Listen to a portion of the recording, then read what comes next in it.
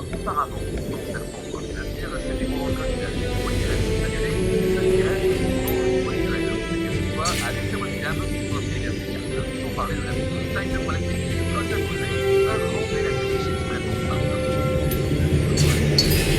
Ah, désolé, ma caméra, après,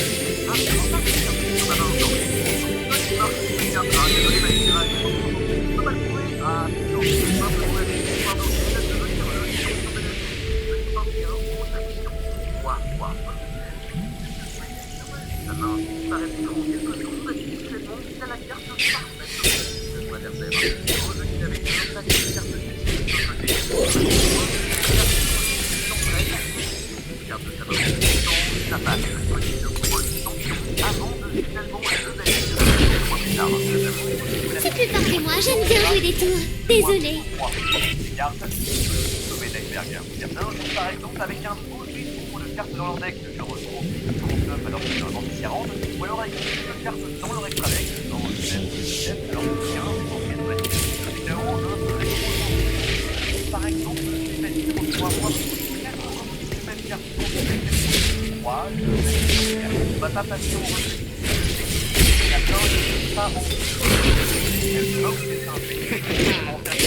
T'imagines pouvoir me battre? D'avoir aucune carte dans sa main. Certains joueurs prenaient leur monstre et les posaient dans la zone magique. Comme ça, ils continuaient leur tour et si jamais ils activaient un truc pour détruire, ils abandonnaient sur le champ pour ne pas exploser leur fiche. Là aussi, une case de joueurs qui volent les cartes. Appelle un deck deck, ça va le juge H. Tu vois qu'il y a une carte en moins dans ton deck, on te disqualifie. Et on peut la dernière carte. Certaines victoires sont juste le vol. C'est maintenant ou jamais. Il abandonne, ça marche pas, un jeu arrive, mais ça c'est après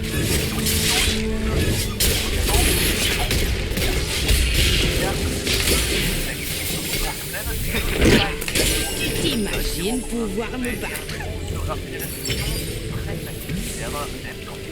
Alors, faire des erreurs ne peut pas forcément être triche. Ça arrive à tout le monde, t'inquiète, il va pas te faire bannir pour ça. Dans les règles, connais ici que les juges peuvent mettre des actions pour triche que si la faute est considérée comme intentionnelle. Sauf que, si la trouvé ton adversaire est bonne foi, Je viens éprouver les armes. pour une erreur. C'est ce qui est arrivé avec mon correctif. Sur 3 dans les caméras. Au final, ils tentent de faire deux invocations normales dans le tour à l'ordre. Donc, bien que une règle de base. Pourtant, il faut que son adversaire le remarque et le dise pour de corriger une erreur. Donc, durant ce temps, il avait tenté la même chose. C'est plein de petits bonus que prend au dépend que le rouge solaire alors qu'ils peuvent aller dans les trades, pratiquement les erreurs juste après avec leur net. Alors, ça pourrait être des erreurs qui continuent en rotation. Mais, il faut depuis les gamins, il y a un white qui pensait que même là. Bon, on est effectivement des erreurs qui l'arrangent.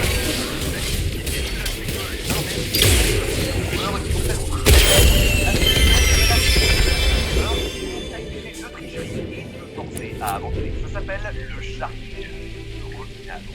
Ça joue sur ta psychologie. Mais une pression et malheureusement, les joueurs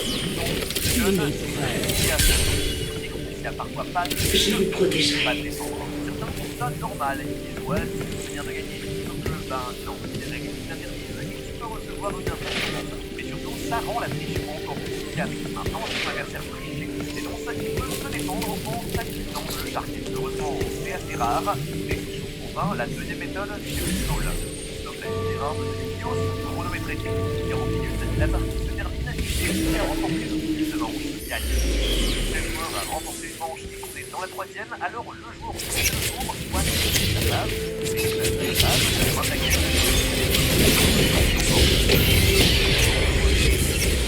C'est pour ça qu'on voit les cartes comme le cowboy et les gars dans pas mal de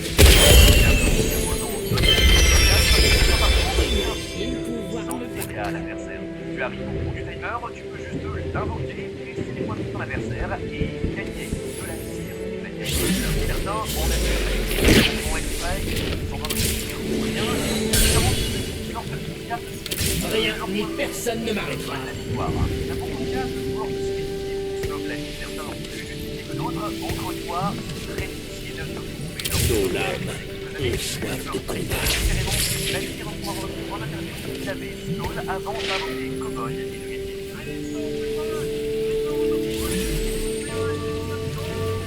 tiens, et ça n'a pas d'importance.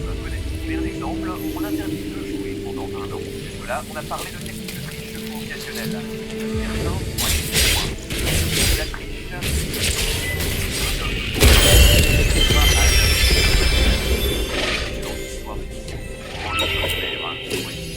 va la malédiction. Roy a 16 ans quand il découvre YouTube en 2003. Au magasin avec son père Brian, et ensemble, ils commencent à voyager dans tous les tournois autour d'eux. L'aventure, les rencontres, la passion du jeu s'enflamme. On est au tout début de Yu-Gi-Oh! Il y a encore de très peu de cartes. Les choses est sûre. Roy est très audacieux. Certains le voient comme un pro. Quelques mois, il devient le joueur avec le plus de points de tournoi. À ce moment, à Yu-Gi-Oh! Pour le design, il devient aussi le joueur de pièces dans une carte Marvel. La bague est pour l'excellence. Au dollar, il participe à un tournoi PS organisé par Notornex Entertainment avec $10 à la clé. Après avoir gagné 5 rounds, il va regarder le match de l'Alex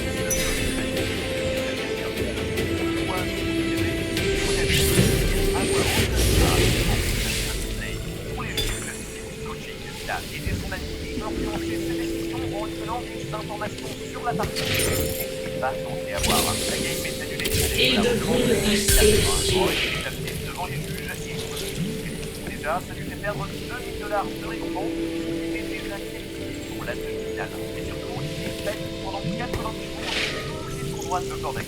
Pas de chance, à l'époque, c'est lui-même qui s'occupe de Yu-Gi-Oh! En fait, qualifié pour le championnat national qui devait avoir lieu le lendemain. Roy, son frère et Alex, toute la situation est injuste. Bien final,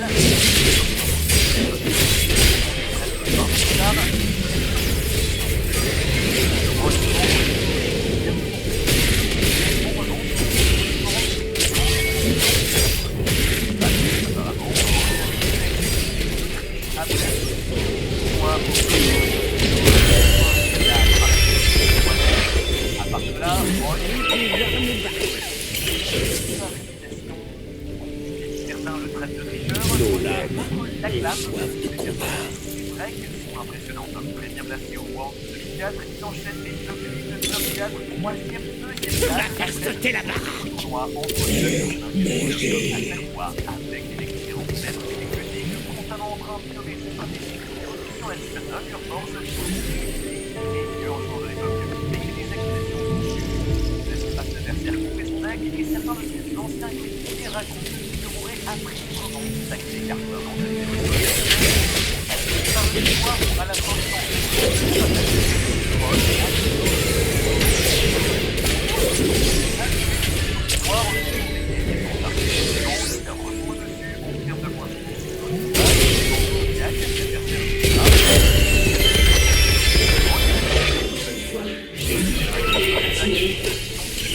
Dans un tournoi régional du Thaïlande, il vient de voir son examiner son deck et surprise, il est complètement différent de celui qui a déclaré au début des événements. Il y avait en fait deux decks sur lui. Le premier, son principal, il avait déclaré, et un deuxième secret, là pour un deck contre un match pour potentiellement un gagnable.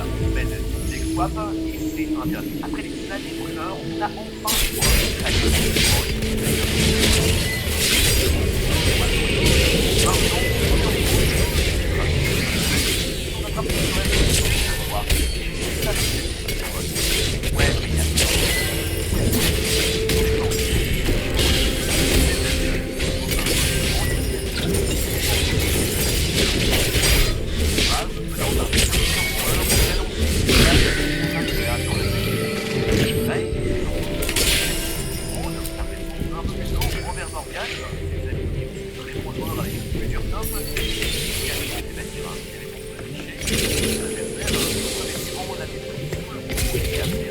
malheureusement, loin d'être le seul. On a des qualifiés dans tous les niveaux de compétition de Yu-Gi-Oh! Je pense que la team c'est donc c'est-à-dire en 2018, le tournoi du Japon après le encore de mettre dans le carte de deck.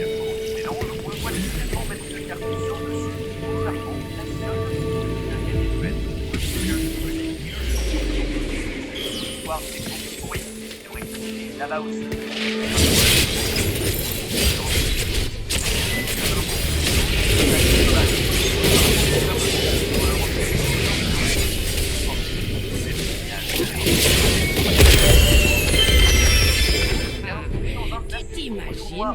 ARP à Fort Lauderdale. Elle évoque des deck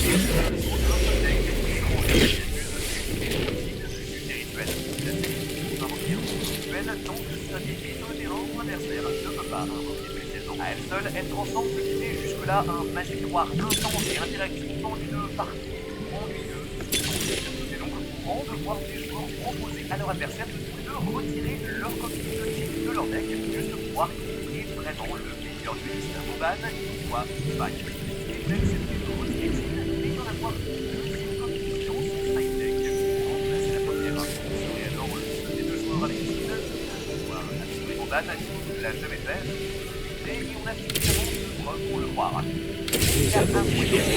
Dans World of the King, Point Lake, je dirais qu'on peut faire des bluffs assez risqués comme distribuer une copie en langue étrangère d'une carte, demander à son adversaire quelle version en anglais il pourrait lire, juste pour voir si c'est ou pas. Partage aussi des histoires de top players qui sont leur adversaire en orientant le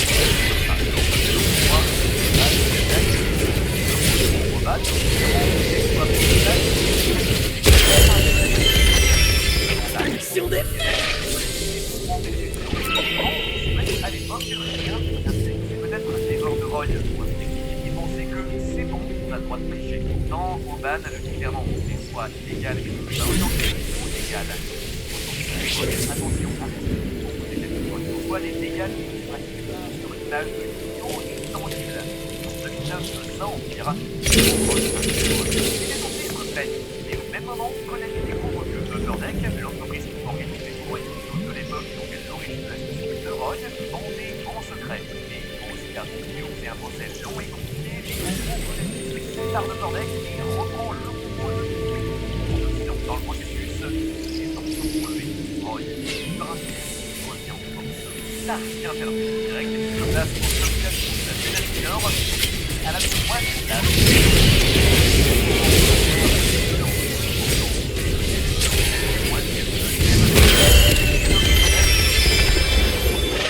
devient un des maîtres du deck. Il de la stratégie comme personne. Dans chacune de ses décisions, on sent les années de théorie. Et en 2011, l'histoire se répète. Pendant le week-end, Elber exécute son deck et découvre une arc. En présent sur le point droit de ses trois copies de aussi la battu Spelodor. Un peu résistant qui empêche l'adversaire d'inventer ses jetons pour eux, c'est une preuve de triche. Roy est disqualifié, à nouveau, il pète ses choix pour façon. Théo se défend, c'est la faute du nul. Un peu avant, il leur aurait pris son deck pour Terry. Il se met en ordre et 5 ans plus tard, je le rappelle, Montana, apparemment pas seul, est arrivé à plusieurs autres joueurs de World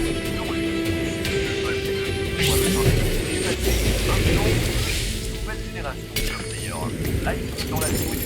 Et si sa version est vraie, elle alors c'est contradictoire, on manie que les jeux de l'époque n'ont pas essayé ça de la meilleure manière. Ce qu'on sait que malgré ce deuxième ban, Roy revient en 2013, il a attendu ses 2 ans et se remet à toper. Alors moins qu'avant, on respecte ses déterminations. Rien ni personne ne m'arrêtera. Porto est pour bus, et c'est la fin. 17, c'était des problèmes de Neigé. Indéniablement, un fort talentueux.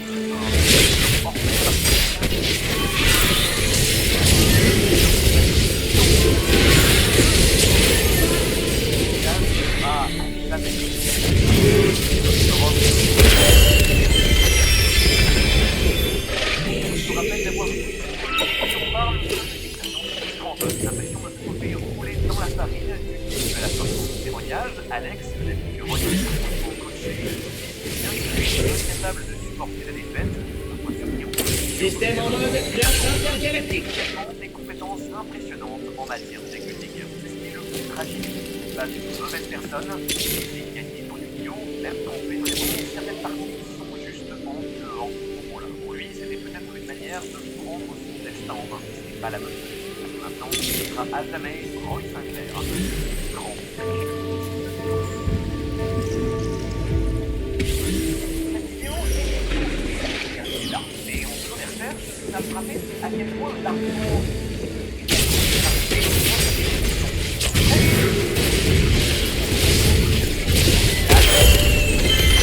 normal, rejeter la faute sur quelqu'un d'autre, serait-ce pour sauver la face. a l'air d'avoir son histoire avec les juges et certains par exemple, on tente le choix professionnel d'autres jeux de cartes à collectionner.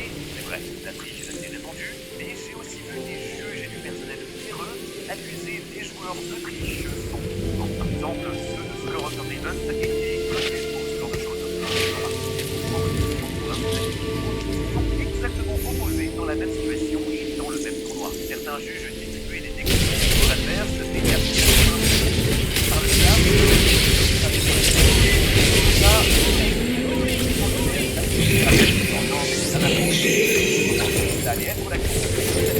voilà, après, il y a un forum avec celui qui est allé au fond de un champion, Adam Korn, vrai gros tricheur. Adam Korn est une des premières légendes de Yu-Gi-Oh! Pourtant, aujourd'hui, il y a complètement disparu. Il écoute le jeu au milieu des études et rapidement il se place au sommet en devenant champion US en 2016 et en son troisième au championnat du monde. La même année, à partir de là, il enchaîne les tops. 11 rien qu'en 2008. 23 au total.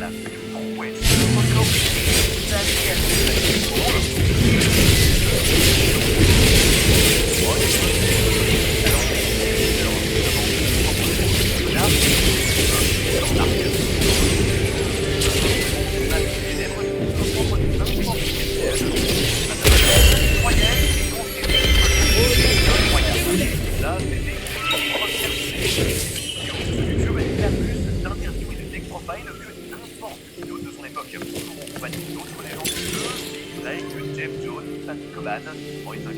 on le trouve aussi dans les tonnes de futurs matchs vidéo où il affronte des gros joueurs, d'autres on lui demande son avis sur les dernières batailles, il y a des fêtes sur lui et carrément des gens qui se filment pour se vanter de l'avoir battu.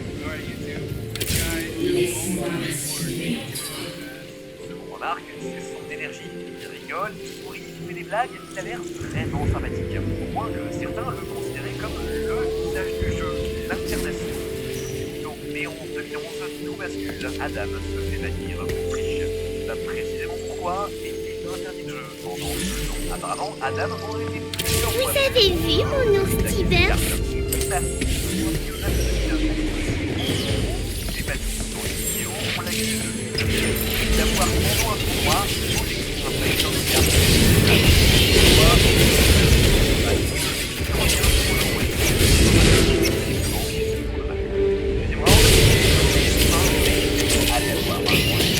Aléatoire.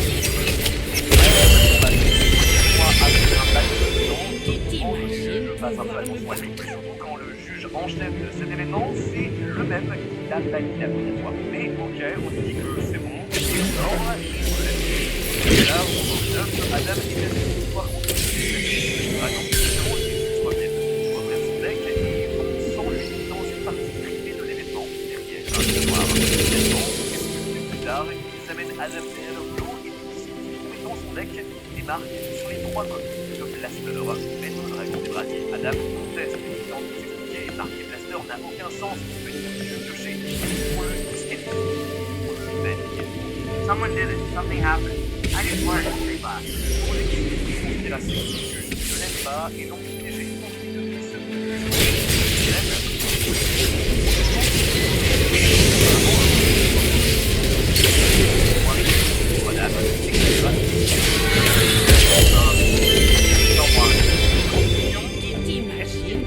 des témoignages de gens qui prétendent avoir assisté à la scène où les juges auraient bien pris le deck de la dame derrière un genou pendant un moment, ce qui n'est pas une pratique standard. Normalement, les vérifications se font devant le joueur. Après, dans les interviews qu'il donne, il y a une incohérence. Par exemple, à ce moment-là, il parle de son premier ban. I didn't play, but he marked my card. Et dans une autre interview, ça. I wanted to come back, play legitimately, try to do well legitimately. What happened? Have fun. My friends, drink, whatever. Là, il s'entend avoir triché par le passé et il ne va plus le refaire. Et dans la manière et le procédé de procéder parce qu'il a déjà triché avant un procédé. Là, c'est sans parler de tous les témoignages de gens qui l'accusent d'avoir triché dans le jeu. Je rappelle, et il va se battre pour rétablir la vérité. À l'époque, beaucoup de gens le croyaient, et combien de grands politiciens et sur les forums on en parle avec le hashtag Freecorn. Mais c'était il y a 10 ans et depuis, plus rien. Ce que j'ai trouvé après 2013, c'est quelques interviews de lui qui n'évoquent pas le reste du sujet. Une vidéo de 2017 où on le voit travailler dans un centre de cartes, qui est qui travaille à plein temps, également une vidéo de l'année dernière d'un youtubeur qui présente sa collection et sans nouvelles. En se basant sur les recherches que j'ai faites et sur quoi mon avis, je pense que Adam était vraiment ambitieux. Il a fait ce qu'il fait, ah, ça. Comme ça.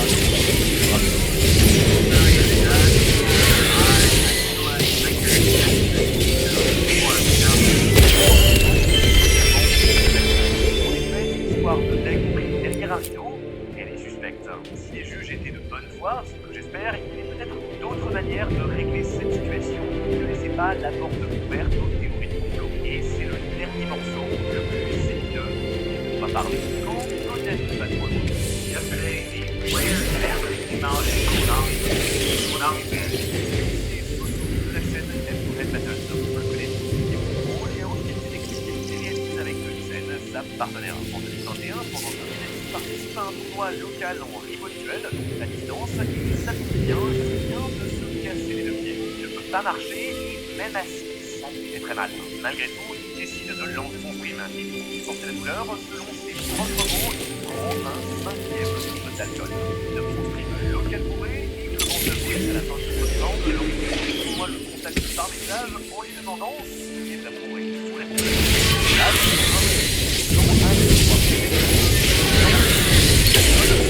à avoir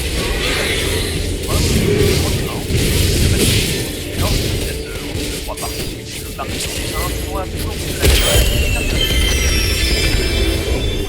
la réponse officielle ou la pénalité qu'il allait recevoir. Ça empêche de faire appel, ce qui normalement est son droit. Il doit contacter l'organisateur en boucle pour finalement apprendre une discussion. Ensuite, on de l'alcool avec reçoit un formulaire pour faire appel, sauf que c'est pas tout. Déjà, c'est pas tout. Heureusement, quelqu'un dans sa communauté l'aide à trouver et remplir le bon formulaire. Sauf que lorsque son ban tombe, il apprend qu'il a été banni pour conduite sportive sévère. Complètement différent, un niveau au-dessus. Ça veut dire que l'appel que tu as fait est inutile. Il n'a pas fait la bonne infraction. Là,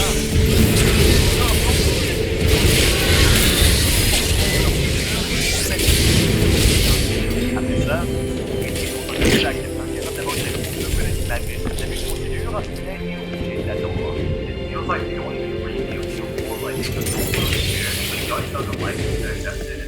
Et le problème, c'est pas le seul. En 2020, au 3e round de au tournoi d'Europe, Joshua Chine, un des meilleurs joueurs de cette année, est soumis à un deck check. On regarde ses cartes, et le haut de ses yeux des désirs sont un peu jaunes. Ça arrive pour les cartes vieillissent. Pour le juge, elles sont reconnaissables pendant la mélange et donc sont considérées comme des cartes marquées. Ce qui est bizarre, parce qu'après tout, on se mélange, tu vois, c'est plutôt des styles. C'est comme si pour une couleur, c'est ta carte. Le choix, le juge, évidemment, mais on est pour la manœuvre. Ça veut dire que les questions plus d'explication.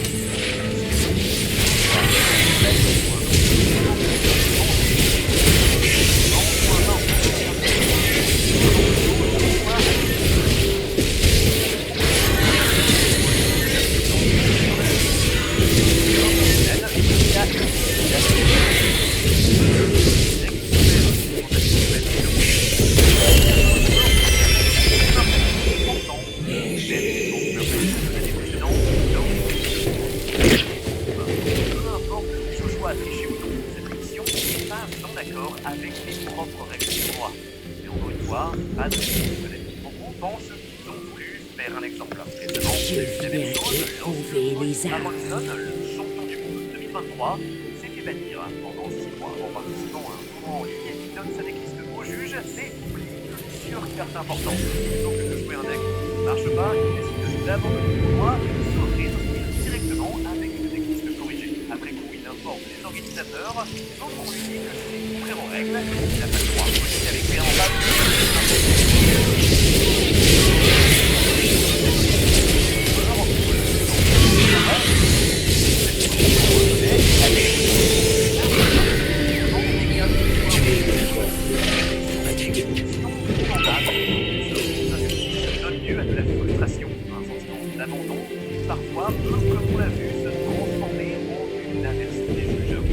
personnage parle d'un juge tué d'un joueur de rappel, un autre d'un juge qui blâme la faute du tricheur, de même un témoignage d'un juge dénonce ses collègues comme abusant leur pouvoir par son power trip et punissent les joueurs qui ont sévèrement. C'est un problème. La majorité des juges font très bien leur travail, d'ailleurs j'ai jamais eu aucun problème personnel avec eux, mais cette antagonisation favorise la triche. À cause de ça, maintenant quand quelqu'un dit non mais j'ai pas triché, c'est les juges qui conspirent contre moi, de plus en plus de gens vont le croire. Les histoires restent des exceptions.